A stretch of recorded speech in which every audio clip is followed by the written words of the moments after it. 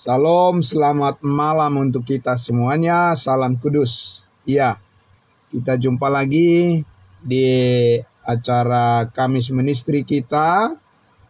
Ya, Bapak Ibu Saudaraku yang dikasihi Tuhan Yesus. Untuk itu saya ajak kita untuk bersama-sama berdoa untuk mendengarkan pemberitaan firman Tuhan. Mari kita berdoa. Terima kasih Bapa di surga untuk segala berkat kasih karunia Tuhan yang terus menyertai hidup kami sejak pagi, siang, sore hingga malam ini menjelang kami akan beristirahat tidur. Kami bersyukur ya Tuhan, Engkau memberkati semua pekerjaan kami dan memberikan kami kesehatan yang baik sehingga kami bisa melanjutkan pada malam ini untuk bersama-sama belajar dari kebenaran firman-Mu. Dan kami bersyukur saudara-saudara kami sudah bersedia dengan sukarela hati. Kami bersama-sama dalam persekutuan kami di malam hari ini. Kami mau sama-sama mendengarkan, menyimak, dan menikmati kebenaran firman-Mu. Terima kasih Bapa. Kami bersyukur, dalam nama Tuhan Yesus kami berdoa. Amin. Ya, puji Tuhan. Baiklah Bapak Ibu Saudaraku yang dikasihi Tuhan Yesus, pada malam hari ini kita akan sama-sama untuk menyaksikan, membaca dan melihat dan memahami tema yang akan kita sama-sama diskusikan. Kita akan sama-sama pelajari dari kebenaran firman Tuhan, yaitu iman tanpa perbuatan tidak selalu dikatakan dalam Alkitab adalah mati.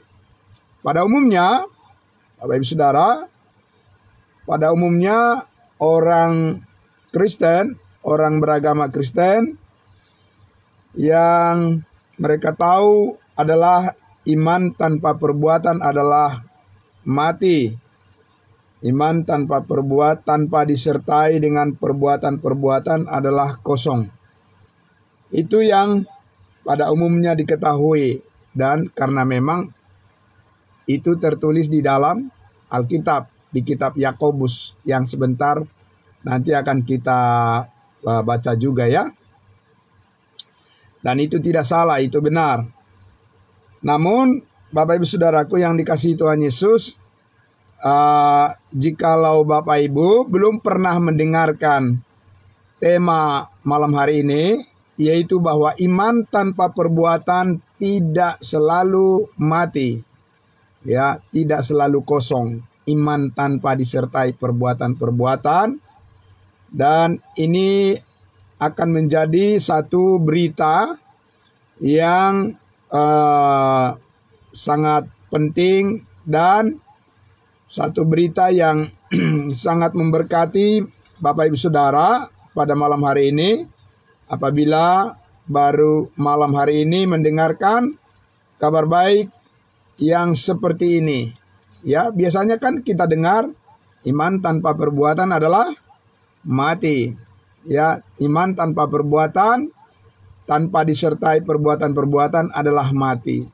Tapi tidak selalu demikian yang diajarkan di dalam Alkitab. Dan kita akan lihat Bapak Ibu Saudara, pertama-tama bahwa di dalam Alkitab benar sekali, sungguh benar bahwa Alkitab mengajarkan iman tanpa perbuatan adalah mati. Hanya Bapak Ibu Saudara, kita mesti lebih berhati-hati dan jujur membaca Alkitab itu, bahwa Alkitab firman Tuhan itu ditulis mempunyai konteks, ya, mempunyai konteks, yaitu kepada siapa ditujukan firman itu sangat penting kita pahami, supaya kita tidak mencampur adukan antara program Allah bagi bangsa Israel dan program Allah bagi kita bangsa lain. Itu adalah hal yang dibedakan di dalam Alkitab. Jadi dengan mengetahui perbedaan ini, maka kita juga akan memahami bahwa saat ini adalah kasih karunia Tuhan yang memberkati semua orang tanpa melalui bangsa Israel. Ya, salib Kristus membawa terang kehidupan yang sangat luar biasa memberkati hidup orang-orang saat ini, di mana kita harus memahami karakter daripada kasih karunia Tuhan saat ini tidak sama dengan apa yang disampaikan oleh Tuhan firman-Nya kepada bangsa Israel. Jadi siapa yang menyampaikan firman Tuhan kepada siapa, maka kita penting memahami dengan baik supaya kita tidak mencampur adukan semua program Allah itu disusun dengan baik. Manusia saja mempunyai program dan tidak semuanya sama. Ada perbedaannya, sehingga dengan perbedaan program itu cara meresponi pun berbeda. Ya, karena sasarannya berbeda. Nah, Bapak Ibu Saudaraku yang dikasihi Tuhan Yesus, pertama-tama saya akan mengajak kita untuk melihat ya bahwa Alkitab sungguh benar mengajarkan bahwa iman tanpa disertai perbuatan-perbuatan disebut mati, ya, atau iman tanpa perbuatan adalah kosong. Nah, pertanyaannya adalah kepada siapa ditujukan itu? Apakah kepada kita, bangsa lain, ataukah itu ditujukan kepada bangsa Israel? Mari kita lihat di dalam Yakobus pasal 2, saudara-saudaraku ya. Yakobus pasal 2, ya, Yakobus pasal 2, kita akan mengambil bagian-bagian yang langsung berhubungan dengan topik bahasan kita malam hari ini. Karena banyak ya, satu perikop itu banyak ayat dan tidak perlu harus kita baca malam hari ini, atau Bapak Ibu Saudara bisa membacanya sendiri di rumah masing-masing.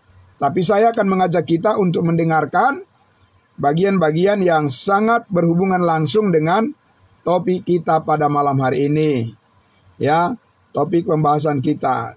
Yakobus pasal 2. Yakobus pasal 2 ayatnya yang ke-17 dan ayat 20. Ya, Yakobus pasal 2 ayat 17 dan ayat 20. Demikian firman Tuhan. Ayat 17. Demikian juga halnya dengan iman. Jika iman itu tidak disertai perbuatan, maka iman itu pada hakikatnya adalah mati. Nah, itu yang banyak dipegang oleh umat Kristen ya. Umat beragama Kristen itu yang kebanyakan dipegang untuk menyatakan kesaksian imannya kepada orang lain, ya. Ya, ayatnya yang ke-20. Hai manusia yang bebal, maukah engkau mengakui sekarang bahwa iman tanpa perbuatan adalah iman yang kosong? Nah, ini Bapak Ibu Saudara. Saudaraku yang dikasihi Tuhan Yesus, banyak orang yang tersandung dengan ayat ini. Kenapa tersandung? Karena mereka mengartikan ayat ini, firman Tuhan ini, dengan meyakini bahwa tidak cukup hanya dengan iman seseorang diselamatkan, tapi harus juga disertai dengan perbuatan-perbuatan. Dan Bapak Ibu Saudara, pengertian itu membuat banyak orang menjadi bimbang di dalam hal bagaimana dia meyakini tentang keselamatan dalam Yesus, dikatakan mereka bukanlah hal yang dapat dipastikan sekarang ini, tapi masih mudah-mudahan. Karena apa? Karena ayat firman Tuhan ini menuntut apa? Menuntut bukan hanya iman, tapi juga perbuatan-perbuatan. Jadi di mana kesulitan manusia, ya, ketika menghadapi kesaksian tentang keselamatan, kesulitannya adalah di dalam perbuatan-perbuatan. Ya, perbuatan-perbuatannya tidak akan memadai untuk meyakinkan orangnya bahwa dia sudah cukup berbuat baik. Ya. Dan mulai dari anak kecil, mulai dari anak sekolah minggu sampai remaja, pemuda, berkeluarga, sampai umur sudah dewasa, sudah tua, sudah punya cucu, tetap juga akan bimbang tentang kesaksian, kepastian keselamatan, tidak akan berani menyatakan bahwa dia sudah pasti selamat. Karena apa? Dia akan mengevaluasi perbuatan-perbuatannya, itu tidak memadai, tidak mencukupi. Ya. Dan itulah problem yang ditimbulkan oleh ayat ini bagi orang-orang yang kurang memahami, yang berpikir bahwa firman Tuhan ini ditujukan kepada kita sekarang ini yang hidup di zaman kasih karunia ini. Bapak Ibu Saudaraku yang dikasihi Tuhan Yesus, ya, tadi sudah saya katakan bahwa firman Tuhan itu disampaikan kepada orang yang berbeda, di waktu yang berbeda, dengan maksud yang berbeda. Saya ulang sekali lagi, bahwa firman Tuhan itu disampaikan, ya, ditulis lebih dari 1500 tahun, ya, firman Tuhan itu disampaikan kepada orang-orang yang berbeda, pada kelompok yang berbeda, dan juga pada waktu yang berbeda, dan dengan tujuan yang berbeda. Kalau kita tidak memahami, ya, pembagian daripada waktu, maksud, dan juga pembagian daripada kelompok orang kepada siapa Tuhan berfirman, maka kita akan banyak mengalami kekeliruan. Karena kita tidak memahami sebenarnya apa maksud Tuhan di dalam firman itu.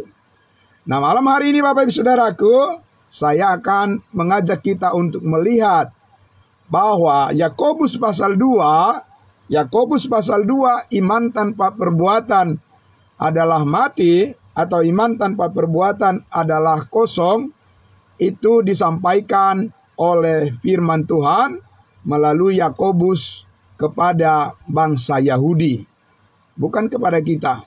Mari kita lihat di dalam Yakobus pasal 1. Kita lihat Yakobus pasal 1. Yakobus pasal 1 ayatnya yang pertama. Yakobus pasal 1 ayat yang pertama. Ya, Yakobus 1 ayat yang pertama dikatakan, salam dari Yakobus, hamba Allah dan Tuhan Yesus Kristus, kepada siapa? Kepada ke-12 suku di perantauan.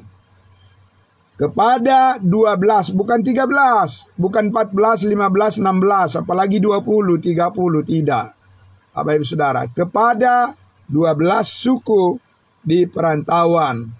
Pertanyaannya, apakah ada salah satu suku dari Bapak Ibu Saudara di kelompok 12 suku ini?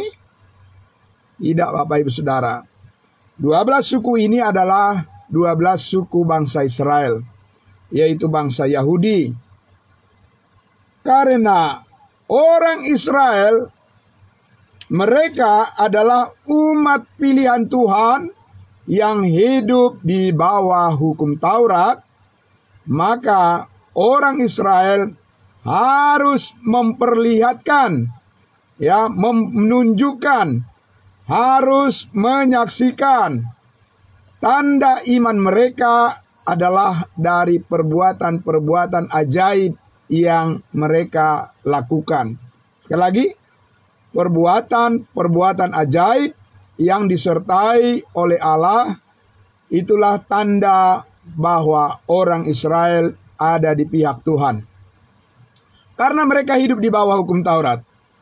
Karena itu Bapak Ibu Saudaraku yang dikasihi Tuhan Yesus, kita lihat bahwa perbuatan-perbuatan bangsa Israel adalah perbuatan-perbuatan yang istimewa, yang tidak bisa ditiru oleh siapapun apabila Allah di pihak mereka.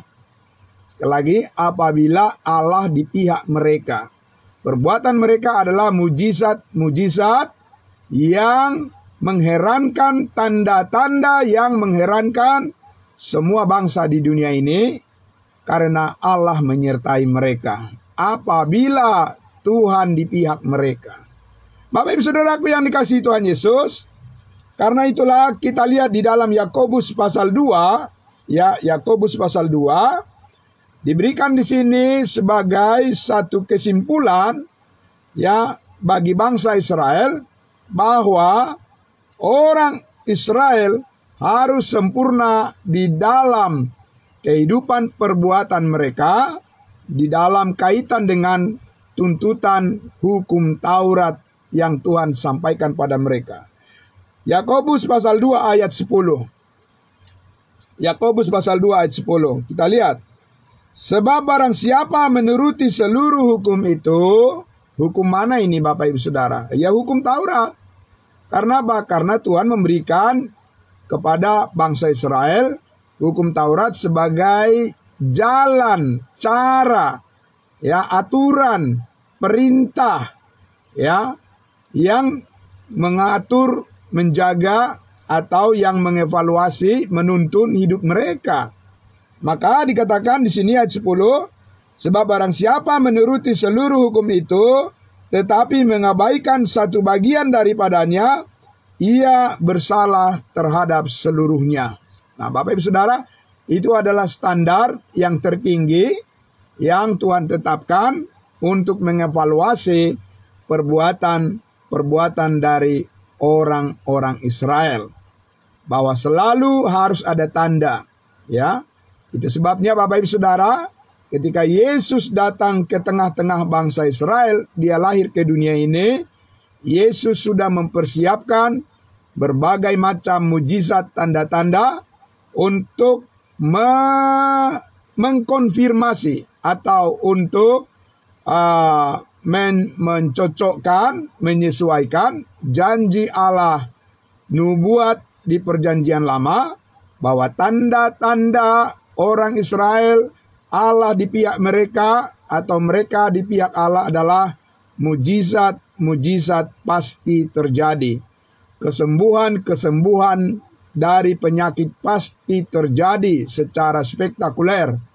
Dan mereka akan menjadi sebuah bangsa yang sangat disegani, dan mereka mempunyai kemuliaan Tuhan karena mereka adalah bangsa pilihan Allah. Jadi Bapak Ibu Saudaraku yang dikasihi Tuhan Yesus, apabila kita berbicara tentang Injil Kerajaan Sorga yang menyelamatkan bangsa Israel, pelayanan yang menyelamatkan umatnya Israel, Injil Kerajaan Sorga, maka mujizat-mujizat pasti menyertai perbuatan-perbuatan setiap orang Israel, karena itu adalah hal yang mengkonfirmasi bahwa mereka sedang ada di pihak Tuhan. Nah, Bapak Ibu Saudaraku yang dikasihi Tuhan Yesus, karena itulah maka saya harus mengajak kita untuk melihat dari kitab Perjanjian Lama, dari kitab Keluaran pasalnya yang ke-15. Kitab Keluaran pasalnya yang ke-15, karena dari sinilah awalnya bagaimana orang Israel mengetahui bahwa apabila Tuhan di pihak mereka, maka perbuatan-perbuatan mereka akan sangat menonjol, berbeda daripada orang pada umumnya, dari suku-suku lain pada umumnya. Kita lihat di dalam Keluaran 15. Keluaran 15. Saya akan langsung membacakan untuk kita Bapak Ibu Saudara. Keluaran 15 ayatnya yang ke-26. Demikian firman Tuhan. Keluaran 15 ayatnya yang ke-26. Demikian firman Tuhan. Firman-Nya, jika kamu sungguh-sungguh mendengarkan suara Tuhan Allahmu dan lihat Bapak Ibu Saudara ya. Jadi bukan hanya sungguh-sungguh mendengar, di situ dikatakan dan ya, melakukan apa yang benar di matanya, di mata Tuhan, dan memasang telingamu kepada perintah-perintahnya, yaitu hukum Taurat, dan tetap mengikuti segala ketetapan-ketetapannya, ketetapan Tuhan, maka aku tidak akan menimpakan kepadamu penyakit apapun yang telah kutimpakan kepada orang Mesir, sebab akulah Tuhan yang menyembuhkan engkau. Mereka akan diselamatkan. Amin. Orang-orang Israel punya tanda. Bapak Ibu Saudara, apabila Tuhan berpihak kepada mereka, mereka pasti mengalami kesembuhan-kesembuhan dari segala macam penyakit. Itu adalah bagian janji Tuhan yang mengikat kepada mereka, kepada nenek moyang mereka, Abraham, Ishak, dan Yakub. Jadi orang Israel, Bapak Ibu Saudara, itu sudah menjadi kodratnya mereka. Ulang sekali lagi, itu sudah menjadi kodrat daripada, kalau bisa pinjam istilah, sudah jadi takdir mereka. Ya, sudah bisa menjadi takdirnya orang Israel bahwa mereka pasti terdorong untuk menunjukkan kepada orang lain perbuatan-perbuatan mereka yang ajaib, untuk menyaksikan bahwa mereka ada di pihak Tuhan atau Tuhan ada di pihak mereka. Nah, Bapak Ibu Saudaraku yang dikasihi Tuhan Yesus, jadi dari perbuatan-perbuatan mereka lah yang dilihat oleh orang-orang di sekitarnya bahwa mereka adalah pengikut Tuhan yang benar. Ya, mereka adalah bangsa pilihan, bangsa yang kudus, yang dipimpin oleh Tuhan yang benar. Nah, Bapak Ibu Saudara, kita lihat lagi di dalam Keluaran 19. Ya, Keluaran 19. Kita maju sedikit lagi, Keluaran 19 ayatnya yang ayatnya yang kelima. Ya, ayatnya yang kelima, Keluaran 19 ayat 5. Jadi, sekarang jika kamu sungguh-sungguh mendengarkan firman-Ku dan berpegang pada perjanjian-Ku, maka kamu akan menjadi harta kesayangan-Ku sendiri dari segala bangsa, sebab akulah yang empunya seluruh bumi. Kamu akan menjadi bagiku kerajaan imam dan bangsa yang kudus. Inilah semua firman yang harus kau katakan kepada semua orang. Tidak, Bapak Ibu Saudara. Inilah firman yang kau katakan kepada orang Israel. Amin. Jadi jelas kepada siapa ditujukan? Kepada orang Israel, orang Yahudi, bahwa Tuhan akan menyelamatkan mereka. Ya, Tuhan akan menyelamatkan mereka karena perjanjian, ya, karena perjanjian yang telah dibuat antara Allah dengan bangsa Israel, bahwa orang Israel harus sungguh-sungguh mematuhi, menaati perintah-perintah Tuhan, yaitu hukum Taurat yang diterima oleh Musa. Ya, Bapak Ibu Saudara, karena itulah maka saudaraku yang dikasihi Tuhan Yesus, apabila orang Israel, bangsa Yahudi, tidak menaati perintah-perintah Tuhan, tidak taat kepada perintah-perintah Tuhan dan tidak menjauhi larangannya, maka mereka akan mengalami kutukan dari Tuhan. Mari kita lihat di Imamat 26. Imamat 26. Jadi bukan hanya berkat, tetapi ada juga kutuk yang berdekatan dengan perbuatan sikap daripada bangsa Israel. Ya, jadi bukan hanya berkat, Bapak Ibu Saudara. Bukan hanya berkat, dan berkat, ya, seperti yang diinginkan oleh banyak orang, Bapak Ibu Saudara, tapi ingat, di situ juga ada berdekatan, ada juga kutuk yang menyertai perbuatan daripada bangsa Israel, orang Israel, apabila mereka melanggar perintah Tuhan. Ada konsekuensi yang langsung mereka terima. Di dalam Imamat 26, saya akan membaca untuk kita ayatnya yang ke-14 dan sampai 17. Demikian firman Tuhan. Imamat 26, ayatnya yang ke-14 sampai ayat 17. Judul perikop di dalam Alkitab yang kita pegang itu adalah kutuk. Di sebelahnya ada berkat. Jadi itu beriringan, Bapak Ibu Saudara, ya. Itu beriringan, berdampingan. Kalau bukan berkat, kutuk. Kalau bukan kutuk, berkat. Seperti itu, Bapak Ibu Saudara, ya, orang Israel berjalan di hadapan Tuhan. Ya, kita lihat di ayat 14. Tetapi jikalau kamu tidak mendengarkan daku, mendengarkan Tuhan, dan tidak melakukan segala perintah itu, jikalau kamu menolak ketetapanku dan hatimu muak mendengarkan peraturanku sehingga kamu tidak melakukan segala perintahku, dan kamu mengingkari perjanjianku, maka aku akan berbuat begini kepadamu, yaitu aku akan mendatangkan kejutan atasmu, batu kering, serta demam yang membuat mata rusak dan jiwa merana. Kamu akan sia-sia menabur benihmu, karena hasilnya akan habis dimakan musuhmu. 17. Aku sendiri akan menentang kamu, sehingga kamu akan dikalahkan oleh musuhmu, dan mereka yang membenci kamu akan menguasai kamu, dan kamu akan lari, sungguh pun tidak ada yang mengejar kamu. Itu hukumannya, mereka akan dikejar oleh bayang-bayang ketakutan. Apabila mereka tidak taat kepada perintah-perintah Tuhan, maka banyak penyakit yang menimpa mereka. Mereka siapa?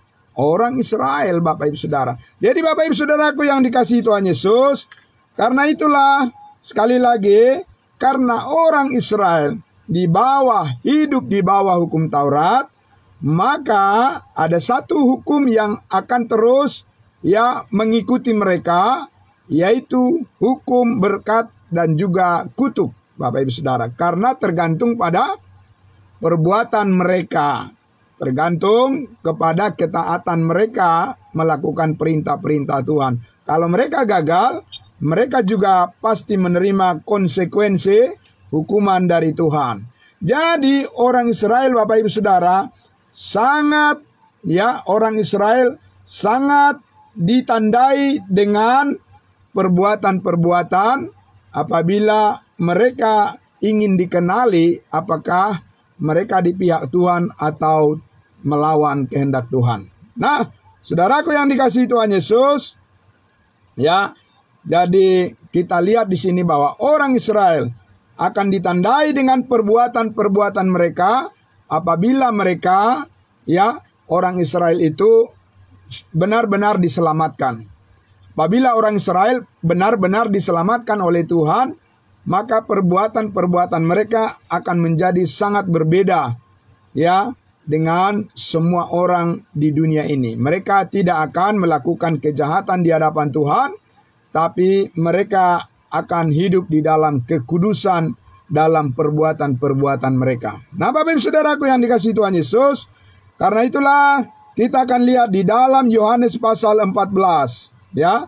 Ya, kita lihat dulu di dalam Matius. Kita masuk ke kitab Perjanjian Baru lagi, Matius pasal 23. Matius pasal 23. Saudara-saudaraku, mari kita lihat Matius pasal 23, ya, di mana Tuhan Matius 23, kita akan membaca di ayatnya yang, ya, saya baca di sini di ayatnya yang ketiga. Saya membaca dari ayat 1 dari ayat 1 ya. Kita lihat di sini bahwa ya Tuhan Yesus berhadapan dengan orang-orang Farisi dan ahli Taurat ya yang mencela Yesus Kristus. Tetapi inilah nasihat Tuhan Yesus kepada murid-muridnya. Ya, begini dikatakan. Maka berkatalah Yesus kepada orang banyak dan kepada murid-muridnya, katanya, ahli-ahli Taurat dan orang-orang Farisi telah menduduki kursi Musa. Jadi mereka orang Farisi dan ahli Taurat itu sudah mereka menyamakan diri seperti Musa. Ya, bahwa mereka adalah penentu. Mereka adalah penentu setiap perilaku daripada orang Israel. Padahal Farisi dan ahli Taurat ini bukanlah orang yang percaya kepada Yesus. Ya, tetapi Farisi dan ahli Taurat mengajarkan tentu ya hukum Taurat. Namanya juga ahli Taurat. Lalu apa jawab Yesus? Apa nasihat Yesus kepada murid-muridnya? Sebab itu turutilah dan janganlah dan lakukanlah segala sesuatu. Saya ulangi. Sebab itu turutilah dan lakukanlah segala sesuatu yang mereka ajarkan kepadamu. Jadi Yesus ya kepada 12 muridnya, pada Petrus, kepada Yohanes, Yakobus, Yesus menasihati murid-muridnya agar melakukan apa yang diajarkan oleh orang Farisi dan ahli Taurat, yaitu melakukan hukum Taurat. Ya, Bapak Ibu Saudara. Tetapi janganlah kamu turuti perbuatan-perbuatan mereka, karena mereka mengajarkannya tetapi tidak melakukannya. Nah, itu ketimpangan di dalam ya kehidupan daripada Farisi dan ahli Taurat, itu tidak sepadan dengan tuntutan kebenaran yang Allah inginkan. Bahwa ya dikatakan bahwa antara iman dan perbuatan itu bagi bangsa Israel itu harus selaras. Ya, itu harus berbanding lurus Bapak Ibu Saudara ya. Ya. Nah, saudaraku yang dikasihi Tuhan Yesus, maka saya akan mengajak kita untuk melihat di dalam ya Markus pasalnya yang ke-16, ayatnya yang ke-16 untuk menegaskan sekali lagi bahwa bangsa Israel apabila mereka ingin diselamatkan oleh Tuhan, maka mereka harus berbuat, mereka harus melakukan perintah-perintah Tuhan.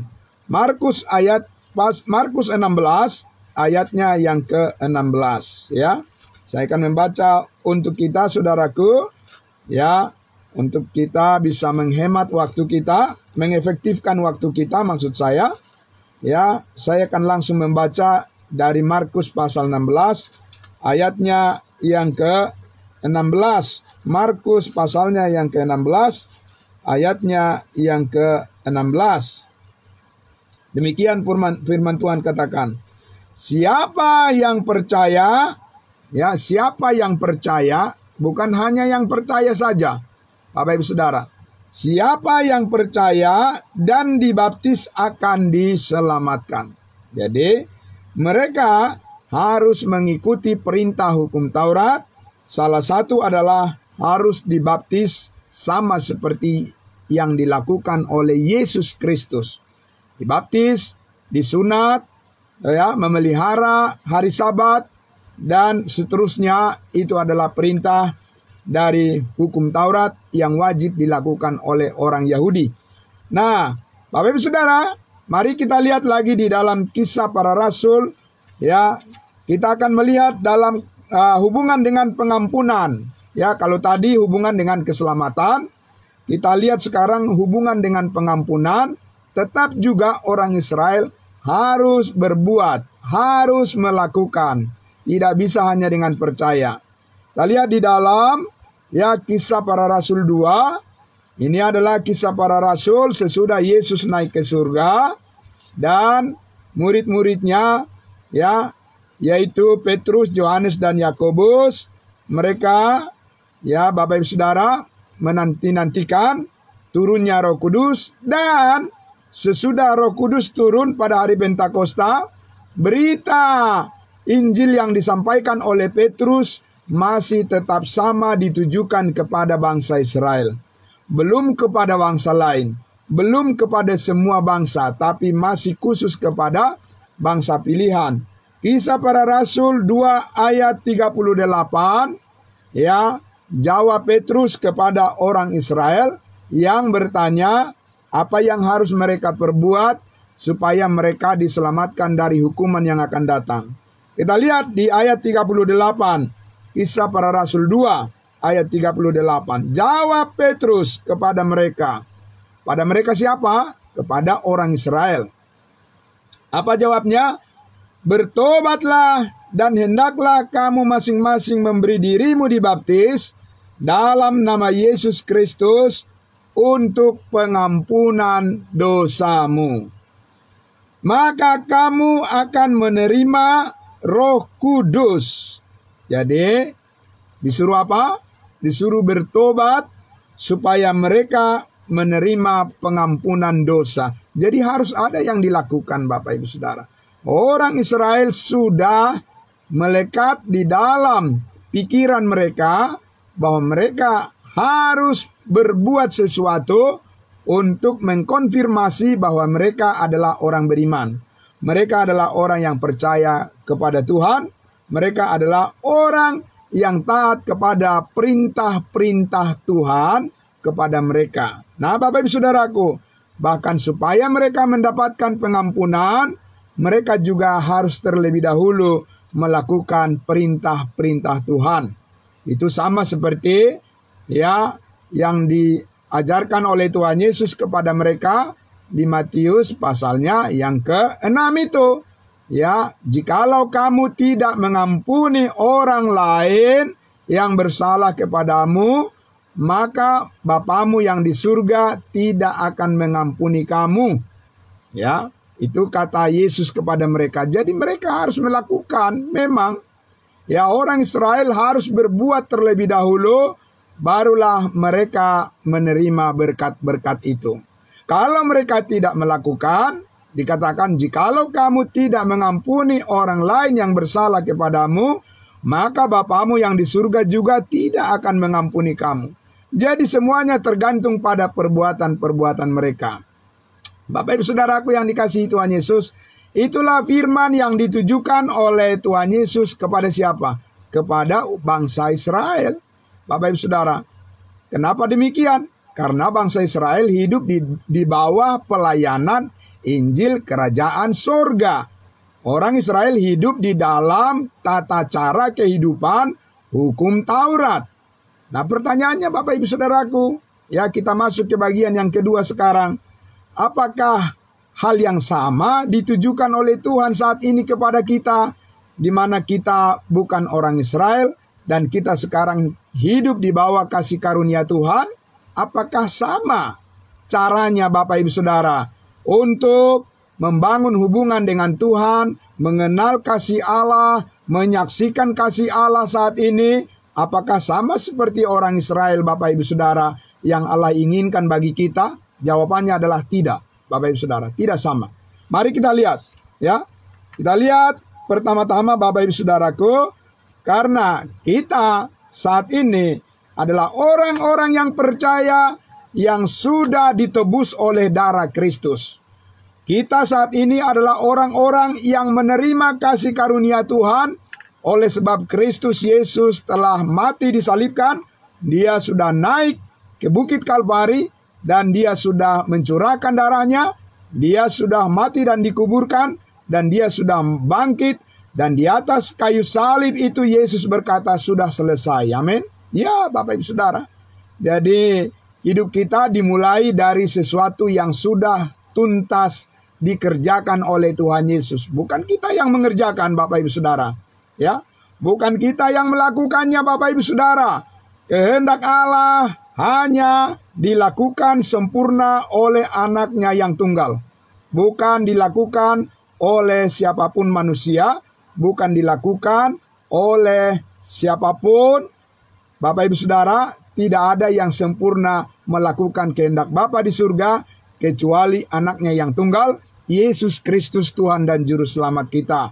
Karena itu kita bersandar kepada apa yang dilakukan oleh Kristus di atas kayu salib, dan segala sesuatu dimulai dari penebusan yang sudah selesai dilakukan Kristus, dan dari situlah permulaan daripada hidup kita menjadi berkenan kepada Tuhan. Untuk itu, Bapak Ibu Saudara, berita pelayanan Injil kasih karunia ini Tuhan percayakan kepada Rasul Paulus untuk disampaikan kepada kita bangsa-bangsa lain, atau disampaikan kepada semua bangsa tanpa perbedaan. Ya, secara khusus Rasul Paulus diberikan Tuhan kepercayaan untuk melayani berita kasih karunia-Nya berdasarkan penebusan yang sudah selesai dikerjakan oleh Tuhan Yesus atas segala dosa dan segala kesalahan kita, dan bahwa di atas kayu salib itu Yesus sudah menyempurnakan tuntutan hukum Taurat. Di situ semuanya sudah digenapi. Yesus berkata sudah genap. Amin. Ya Bapak Ibu Saudara. Karena itu saya mengajak kita memulainya melihat di dalam Roma pasal 11 ayatnya yang ke-13. Kita mulai dari Roma pasal 11 ayat 13 untuk melihat bagaimana ya Tuhan memakai hambanya Rasul Paulus menjadi pelayan kasih karunia Allah untuk kita saat ini. Untuk kita saat ini Bapak Ibu Saudara. Seperti ini dikatakan di Roma pasal 11 ayatnya yang ke-13. Demikian firman Tuhan. Ya, kitab Roma adalah firman Tuhan yang ditulis oleh Rasul Paulus. Demikian dikatakan, "Aku berkata kepada kamu, hai bangsa-bangsa bukan Yahudi." Jelas Bapak Ibu Saudara? Kalau tadi Yakobus menulis, ya, iman tanpa perbuatan adalah mati. Dikatakan, Yakobus mengatakan kepada 12 suku di perantauan. Bapak Ibu Saudara, sekarang Paulus berbicara ya kepada kita. Dikatakan, "Aku berkata kepada kamu, hai bangsa-bangsa bukan Yahudi, justru karena aku adalah rasul untuk bangsa-bangsa bukan Yahudi, aku menganggap hal itu kemuliaan pelayananku." Bapak Ibu Saudaraku yang dikasihi Tuhan Yesus, Petrus, Yakobus, Yohanes adalah rasul yang diutus oleh Tuhan untuk mengajar bangsa Israel. Paulus adalah rasul yang dipilih oleh Tuhan satu-satunya untuk mengajar dan melayani bangsa-bangsa lain. Siapa bangsa-bangsa lain itu? Bangsa-bangsa bukan Yahudi, yaitu saudara dan saya. Amin. Kita semuanya, Bapak Ibu Saudara. Sebab kita bukan orang Israel. Kita mempunyai suku sendiri dari bangsa lain. Dan Tuhan sekarang ini tidak membeda-bedakan suku. Tuhan melihat iman di hati manusia saat ini, bukan melihat hal-hal secara jasmani atau secara lahiriah. Nah Bapak Ibu Saudaraku yang dikasihi Tuhan Yesus, apa yang diajarkan oleh Tuhan Yesus kepada Rasul Paulus untuk disampaikan kepada kita bangsa-bangsa lain terkait dengan masalah iman? Seperti apa Bapak Ibu Saudara? Iman dan perbuatan. Bagaimana kita diajar oleh Tuhan? Ya, kita adalah orang-orang bukan Yahudi. Seperti apa kita diajar oleh Tuhan melalui firman yang disampaikan ya melalui Rasul Paulus. Mari kita lihat di dalam, saudara-saudaraku, kita lihat di dalam Roma pasal 3 ayatnya. Roma pasal 3, mari Bapak Ibu Saudara. Ya, kita lihat Bapak Ibu Saudaraku. Di sini apa yang ditekankan oleh Rasul Paulus kepada kita bangsa-bangsa lain saat ini untuk bisa mengenal Allah dengan benar. Ya, untuk bisa mengenal firman-Nya dengan benar dan tepat. Roma pasal 3 ayatnya yang ke-21 saya baca begini dikatakan. Tetapi sekarang, nah ini Bapak Ibu Saudaraku ya, berarti ada yang dahulu. Tapi Paulus berbicara apa yang sekarang. Tetapi sekarang tanpa hukum Taurat, kebenaran Allah telah dinyatakan, seperti yang disaksikan dalam kitab Taurat dan kitab para nabi. Sekarang tanpa hukum Taurat ada kebenaran Allah yang dinyatakan. Apa itu Bapak Ibu Saudara? Ayat 22, yaitu kebenaran Allah karena iman dalam Yesus Kristus bagi semua orang yang percaya, sebab tidak ada perbedaan. Tidak ada 12 suku sekarang ini, Bapak Ibu Saudara. Ya, yang ada adalah setiap orang yang percaya dari bangsa mana saja, dari suku mana saja, warna kulit apa saja, dan strata kelas sosial apa saja. Mereka yang percaya menerima kebenaran Allah dalam Yesus Kristus saat ini. Amin. Bapak Ibu Saudara, mereka yang percaya, ya. Paulus tidak katakan di sini mereka yang percaya dan melakukan hukum Taurat. Tidak. Mereka yang percaya dan melakukan perbuatan-perbuatan A, B, C, D. Paulus tidak mengatakan begitu. Mereka yang percaya dalam Kristus Yesus. Kita lihat Bapak Ibu Saudara, kenapa sekarang kebenaran Allah dinyatakan hanya oleh karena iman. Kita lihat tanpa hukum Taurat, karena ayat 24. Ayat 24 dikatakan, dan oleh kasih karunia Allah, dan oleh kasih karunia telah dibenarkan dengan cuma-cuma. Amin. Bapak Ibu Saudara, bisa tidak Bapak Ibu Saudara orang Israel dengan cuma-cuma mengikuti kehendak Tuhan? Bapak Ibu Saudara, tidak bisa Bapak Ibu Saudara. Ya, karena apa? Ada suatu kewajiban, ada suatu keharusan bagi mereka untuk melakukan hukum Taurat. Ya, tapi kepada kita dikatakan, sebab oleh kasih karunia Allah telah dibenarkan dengan cuma-cuma karena penebusan dalam Kristus Yesus. Amin. Itu Bapak Ibu Saudara kebenaran Allah saat ini yang dinyatakan kepada kita. Dibenarkan, jadi benar dengan cuma-cuma. Karena apa bisa cuma-cuma Bapak Ibu Saudara? Kenapa bukan dengan perbuatan-perbuatan? Karena penebusan oleh darah Kristus Yesus di atas kayu salib sudah mengampuni kita dari segala dosa satu kali untuk selama-lamanya. Amin. Bapak Ibu Saudaraku yang dikasihi Tuhan Yesus, mari kita perjelas lagi bagian ini dengan membaca Roma pasalnya yang keempat. Roma pasal 4. Tadi pasal 3, kita lihat Roma pasal 4, kita baca di ayatnya yang keempat dan ayatnya yang kelima, ya. Atau kita baca saja ayatnya yang ayat 4 dan 5. Saya baca ya. Kalau ada orang yang bekerja, ini sebuah perbandingan, Bapak Ibu Saudara, antara iman dan perbuatan, ya. Kalau ada orang yang bekerja, upahnya tidak diperhitungkan sebagai hadiah, tetapi sebagai haknya. Benar ya Bapak Ibu Saudara ya? Kalau karena dia berbuat sesuatu, dia berhak menerima upah. Sekarang kita lihat di ayat 5, sebaliknya ini. Tetapi kalau ada orang yang tidak bekerja, lihat Bapak Ibu Saudaraku, ya. Kalau ada orang yang tidak bekerja namun percaya kepada Allah yang membenarkan orang durhaka, imannya diperhitungkan menjadi kebenaran. Amin. Bapak Ibu Saudaraku yang dikasihi Tuhan Yesus, itu sesuatu yang sangat luar biasa. Imannya tidak dikatakan perbuatannya, Bapak Ibu Saudara. Sekarang di bawah pelayanan kasih karunia, ya. Sekarang di bawah pelayanan firman kasih karunia Allah melalui penebusan yang sempurna oleh darah Kristus di atas kayu salib. Kebenaran Allah adalah siapa yang tidak bekerja namun percaya kepada Allah, imannya diperhitungkan menjadi kebenaran. Amin. Bapak Ibu Saudaraku, itu sesuatu yang luar biasa. Ya, bahwa iman tanpa perbuatan tidak mati. Bapak Ibu Saudara, tidak mati, hidup. Saudara, karena apa? Karena imannya diperhitungkan menjadi kebenaran. Sebab apa? Sebab kebenaran kita adalah kebenaran yang dilakukan oleh Kristus di atas kayu salib. Amin. Dan itu adalah kebenaran yang menghidupkan.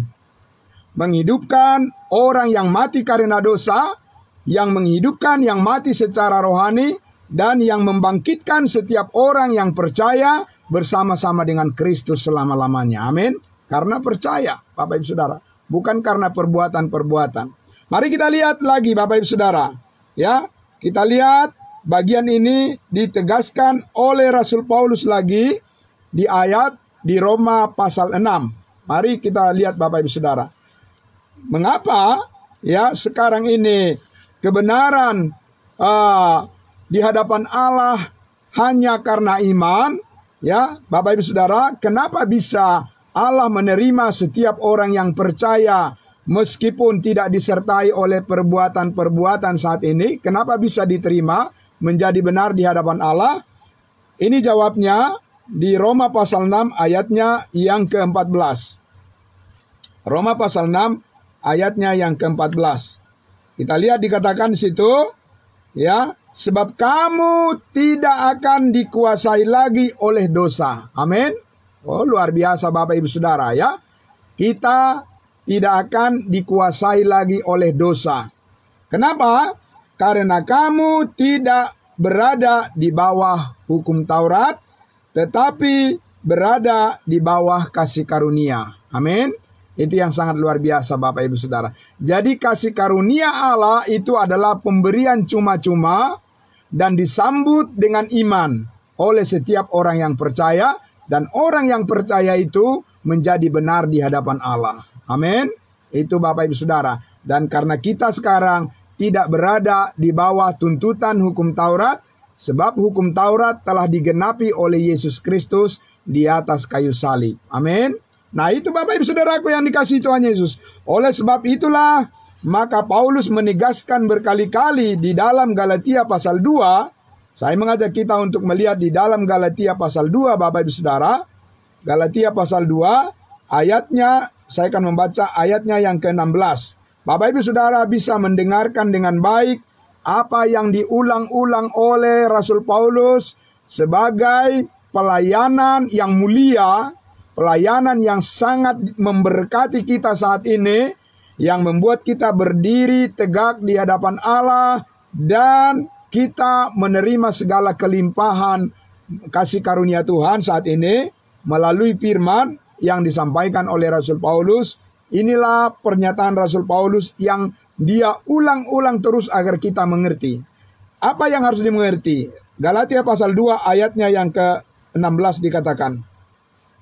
Galatia 2 ayat 16. Kamu tahu bahwa tidak seorang pun yang dibenarkan karena melakukan. Ya, saya ulang sekali lagi. Kamu tahu tidak seorang pun yang dibenarkan karena melakukan, karena berbuat, karena melakukan hukum Taurat. Sekalipun, Bapak Ibu Saudara, jangankan melakukan perbuatan baik, ya, yang tidak disertai pengetahuan akan hukum Taurat. Bahkan karena pengetahuan akan hukum Taurat pun dikatakan tidak ada orang yang dibenarkan di hadapan Tuhan. Ya, tetapi hanya oleh karena iman dalam Kristus Yesus. Sebab itu kami pun telah menjadi percaya kepada Kristus Yesus supaya kami dibenarkan karena iman dalam Kristus dan bukan karena melakukan hukum Taurat. Sebab tidak ada seorang pun yang dibenarkan oleh karena melakukan hukum Taurat. Bapak Ibu Saudaraku, diulang-ulang terus di situ, ya, bahwa saat ini Bapak Ibu Saudara, kebenaran Allah adalah kebenaran karena percaya, kebenaran karena beriman kepada Yesus Kristus. Keadilan Allah saat ini adalah keadilan yang ditaruh oleh Allah di dalam kepercayaan iman daripada setiap orang kepada Yesus Kristus saat ini. Dan itu sempurna dan itu cukup untuk menyelamatkan setiap orang yang percaya saat ini Bapak Ibu Saudara. Saudaraku yang dikasihi Tuhan Yesus. Jadi karena itu kita lihat di situ bahwa, ya, sekali lagi ini adalah pelayanan kasih karunia yang dipercayakan oleh Tuhan kepada setiap orang yang percaya saat ini. Kita boleh berbesar hati, kita boleh berbangga di dalam Tuhan dan bukan di dalam perbuatan-perbuatan kita. Mari kita lihat Bapak Ibu Saudara, ya. Mari kita lihat lagi di dalam Galatia pasal 5. Galatia pasal 5, saya mengajak kita untuk membaca di ayatnya langsung saja, di ayatnya yang ke-3 dan ayatnya yang ke-4. Ayat 3 dan ayatnya yang ke-4, Galatia pasal 5. Dikatakan begini, ya, ayat 3 dan ayatnya yang ke-4. Sekali lagi aku katakan kepada setiap orang yang menyunatkan dirinya bahwa ia wajib melakukan seluruh hukum Taurat. Ayat 4. Kamu lepas dari Kristus jikalau kamu mengharapkan kebenaran oleh hukum Taurat, kamu hidup di luar kasih karunia. Bapak Ibu Saudara bisa lihat itu dengan jelas, saudaraku yang dikasihi Tuhan Yesus, bahwa kasih karunia itu murni diterima adalah berdasarkan iman kepada Yesus Kristus. Bukan berdasarkan iman dan perbuatan-perbuatan Bapak Ibu Saudara, seperti orang Israel yang hidup di bawah hukum Taurat. Tidak. Sekarang respon kepada Tuhan yang murni saat ini diterima oleh Allah adalah apabila kita percaya kepada kabar baik, kepada berita sukacita, Injil keselamatan, Injil Kristus, Injil kasih karunia Allah, bahwa beritanya, kabar baiknya adalah Yesus sudah mati menebus semua dosamu. Yesus sudah mati mengampuni engkau dari segala kesalahanmu satu kali untuk selama-lamanya. Amin. Saudaraku yang dikasihi Tuhan Yesus, karena itulah Paulus memunculkan firman Tuhan yang sangat luar biasa, memberkati kita di dalam Efesus pasal 2 ayat 8 dan 9. Mari kita lihat. Efesus 2 ayat 8 dan 9. Ya, saudara-saudara. Efesus 2 ayat 8 dan 9. Ini adalah ayat firman Tuhan yang sangat berkuasa untuk menggerakkan ya keyakinan kita akan pekerjaan Kristus yang sudah selesai. Dikatakan demikian di ayatnya yang ke-8, Efesus pasal 2. Sebab karena kasih karunia kamu diselamatkan oleh iman atau melalui iman. Karena kasih karunia kamu diselamatkan melalui iman. Itu bukan hasil usahamu, tetapi pemberian Allah. Amin. Ayat 9. Itu bukan hasil pekerjaanmu. Jelas Bapak Ibu Saudara? Ya. Karena kasih karunia kamu diselamatkan, sebab kamu telah dibenarkan dengan cuma-cuma karena penebusan oleh darah Kristus, maka keselamatan itu bukan hasil usaha, bukan karena perbuatan-perbuatan kita, dan bukan juga karena pekerjaan kita. Karena keselamatan kita sempurna dikerjakan oleh Tuhan Yesus di atas kayu salib, dan Dia berkata sudah selesai. Amin. Karena itu Bapak Ibu Saudaraku, dikatakan oleh Paulus tadi, terimalah keselamatan, hidup yang kekal dalam Kristus Yesus dengan cuma-cuma. Amin. Kasih karunia daripada Tuhan. Pemberian yang setulus-tulusnya kepada kita, orang yang tadinya tidak layak menerimanya karena kita adalah orang berdosa. Sekarang kita percaya bahwa dosa kita sudah diampuni oleh Tuhan Yesus seluruhnya, dan sekarang kita dikuduskan sekali untuk selama-lamanya. Maka sekarang kita adalah orang-orang yang telah dilayakkan di hadapan Tuhan untuk menjadi umatnya yang kudus. Amin. Bapak Ibu Saudaraku yang dikasihi Tuhan Yesus, oleh sebab itulah saudaraku yang dikasihi Tuhan Yesus, maka sekarang kita mengerti bahwa Tuhan menerima hidup kita, Tuhan menerima kita, Tuhan menghargai kita saat ini adalah diberikan dengan penghargaan yang sudah ditebus, dan keselamatan itu diberikan dengan cuma-cuma, diberikan free. Kita dibebaskan dari kuasa dosa, dari kuasa maut, dari kuasa hukum Taurat, dari tuntutan serangkaian hukum Taurat, dan di dalam Kristus Yesus kita mempunyai sekarang pengharapan yang sempurna di dalam kasih yang sudah dinyatakannya kepada kita melalui pengorbanannya di atas kayu salib. Amin. Bapak Ibu Saudaraku yang dikasihi Tuhan Yesus, karena itulah kita melihat tanda keselamatan kita Bapak Ibu Saudaraku adalah di atas kayu salib. Amin. Ya, kalau kita melihat tanda keselamatan kita dari perbuatan manusia saat ini, saya tidak bisa percaya. Saya tidak yakin, Bapak Ibu Saudara. Siapapun orangnya, kita tidak bisa melihat keselamatan kita dari perbuatan orang saat ini. Kenapa? Karena tidak akan sempurna perbuatan orang itu. Benar Bapak Ibu Saudara? Saudara tidak bisa melihat keselamatan saudara dari perbuatan saya. Tidak bisa. Dan saya juga tidak akan bisa melihat keselamatan saya dari perbuatan saudara. Tidak bisa. Karena apa? Karena perbuatan saudara tidak cukup untuk meyakinkan saya tentang keselamatan itu adalah sempurna. Tapi kalau saya percaya kepada salib Kristus, kalau kita percaya kepada berita kabar sukacita tentang pekerjaan Kristus di atas kayu salib, percayalah saudaraku, kita mempunyai keselamatan hidup yang kekal dan kita dimeteraikan dengan Roh Kudus. Amin. Bapak Ibu Saudara, sebab itu mari kita menaruh kepercayaan kita kepada apa yang benar. Mari kita menaruh pengharapan kita kepada apa yang benar. Yang benar-benar benar Bapak Ibu Saudaraku. Yang benar-benar sempurna.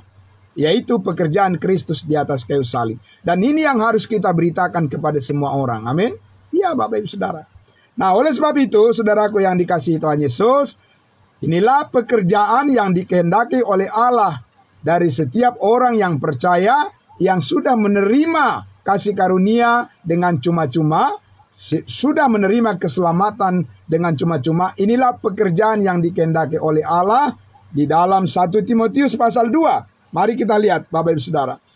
Ya, sedikit lagi saya akan sampai kepada akhir daripada pemberitaan firman Tuhan pada malam hari ini. Namun kita lihat dulu di dalam 1 Timotius pasal 2 ayat 3 dan 4. Ya, ayat 3 dan 4. Ya, Bapak Ibu Saudara. Itulah yang baik dan yang berkenan kepada Allah juru selamat kita. Apa yang baik dan yang berkenan kepada Allah? Bapak Ibu Saudara.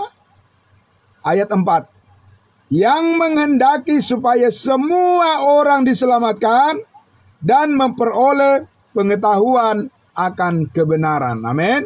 Bapak Ibu Saudaraku yang dikasihi Tuhan Yesus.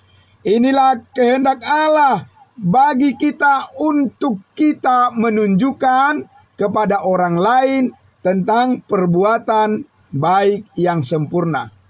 Bukan perbuatan kita yang mau kita beritahukan pada orang lain, karena orang lain juga bisa menilai hidup kita tidaklah sempurna, Bapak Ibu Saudara.